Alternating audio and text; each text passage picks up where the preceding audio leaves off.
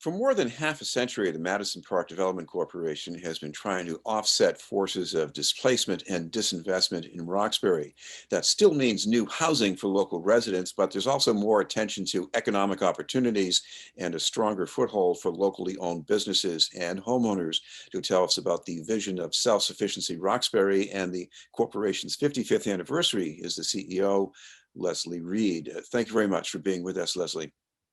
Thanks so much for having me, Chris. I'm really excited to share more about Madison Park in this special moment.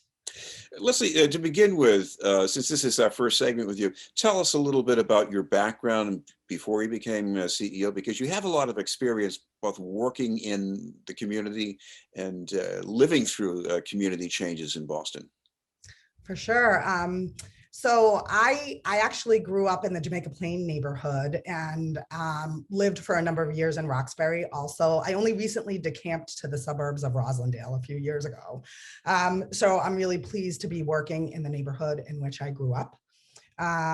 So I worked for 25 years. I worked for a number of years, both on the board and the staff of the Jamaica Plain Neighborhood Development Corporation. And when I lived in Jamaica Plain as a girl, there was no Stop and Shop, there was no Orange Line. The whole end of Center Street, just didn't exist as we know it. And so I had the privilege both of, as a resident, seeing that transformation, and then, kind of as a steward in my role at JPNDC. But between my role at JPNDC, I also worked in the past for Madison Park on the affordable housing side back in the 2000s. And I also had a few jobs at the state level and also for banks and consulting firms. And in 2018, I was kind of inspired to return to my roots of community development at Madison Park, and have been really, really privileged to become the CEO in late 2019. And for the record, I'm only the fourth director in the history of the organization. So again, very proud and challenged to steward the vision of such an important organization.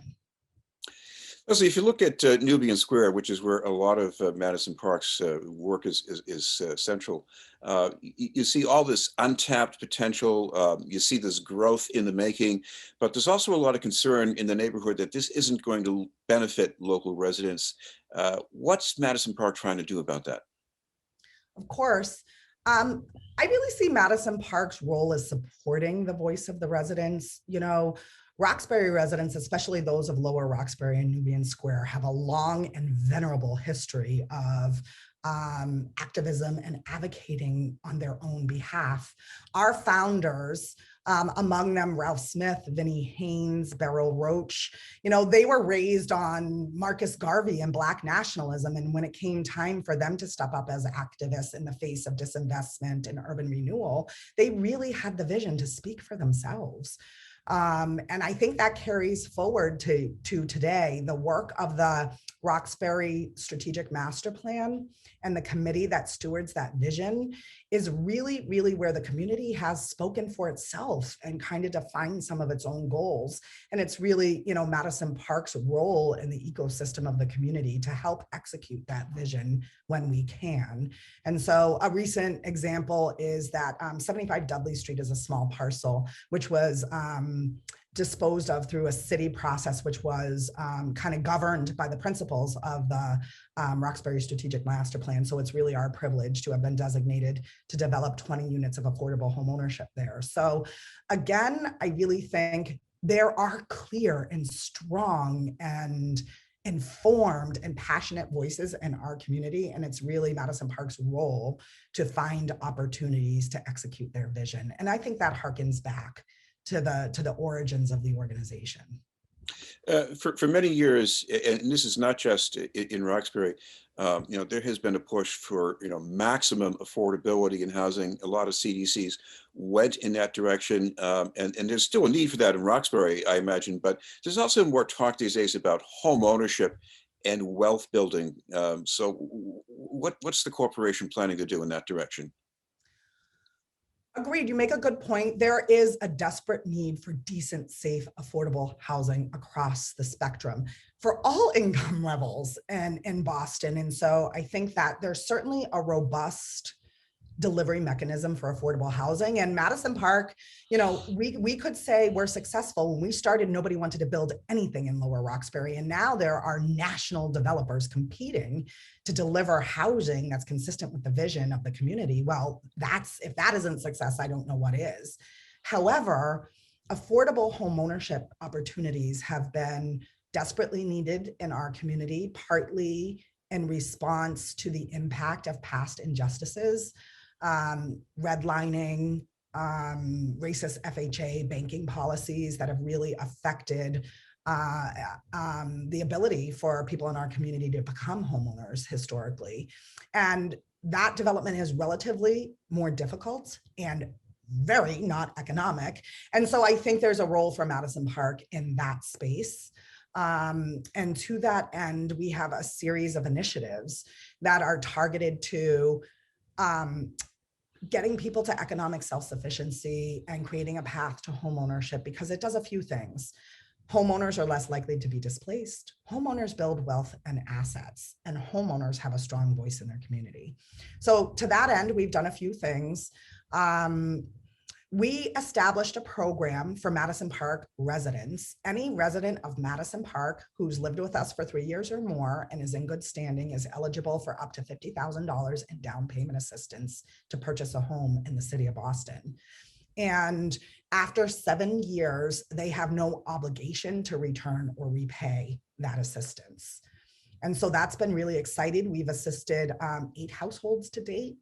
And so that really benefits those households. They're now homeowners. Displacement becomes less of a pressure for them. They're on the path to building assets.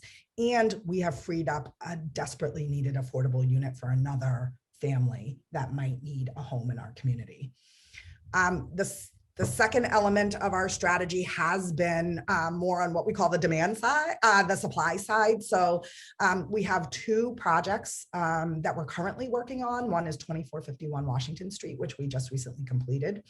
It's 14 units of mixed income homeownership, 7 of which are being sold to low-income first-time homebuyers.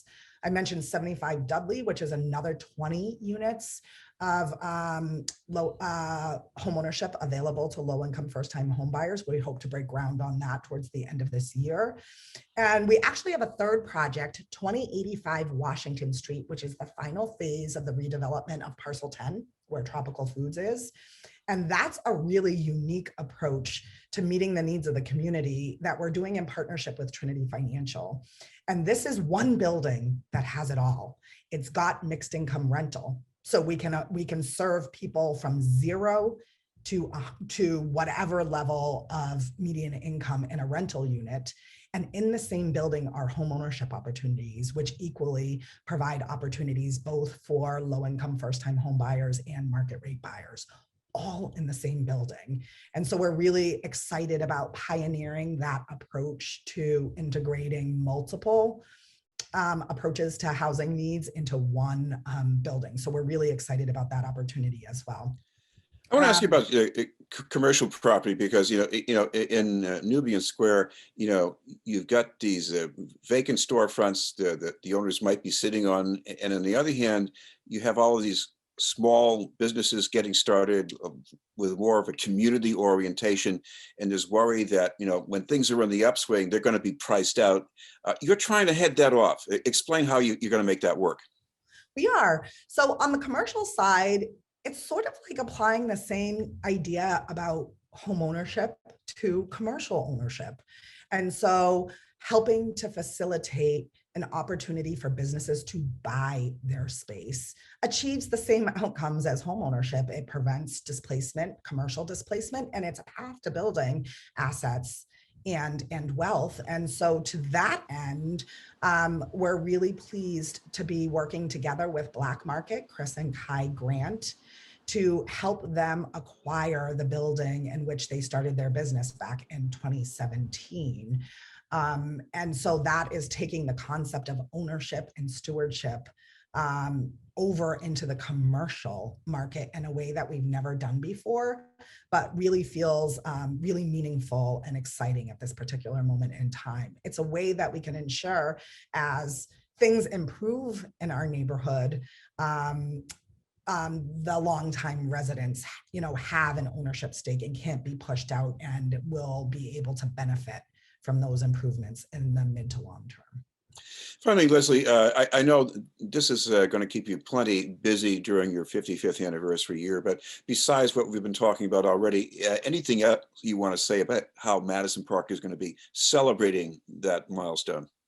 Yes, I'm thrilled to do that. So, celebrating the 55th year, we have taken a year-long approach to the celebration. So every month we're highlighting a different aspect of our work.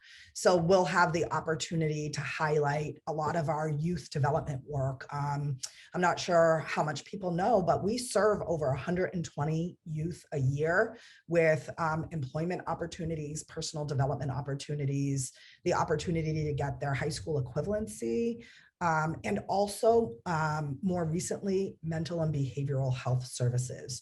A lot of the youth in our community have been impacted by violence or other trauma.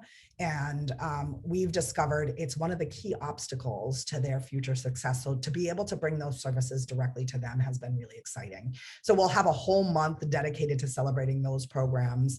That also includes scholarships in the name of some of our founders. So we have the Ralph Smith Scholarship Program, the Vinnie Haynes Scholarship Program, and also the Danette Jones Scholarship Program, which was named after the second director of the organization. Other things that we'll be able to celebrate is arts and culture with Hibernian Hall. Hibernian Hall will have a month-long series of events that celebrate arts and culture in our community. Another month we'll be doing a youth-led mayoral forum to celebrate our work in the civic engagement arena. So every month has something special. There's a lot more information on our website at www.madison-park.org. And of course, we invite everybody to join us for our Sparks for Arts Gala, which will be taking place in November. Thank you very much for giving us all that information and taking the time to join us. From Madison Park Development Corporation, the CEO, Leslie Reid. We'll have more news in just a moment.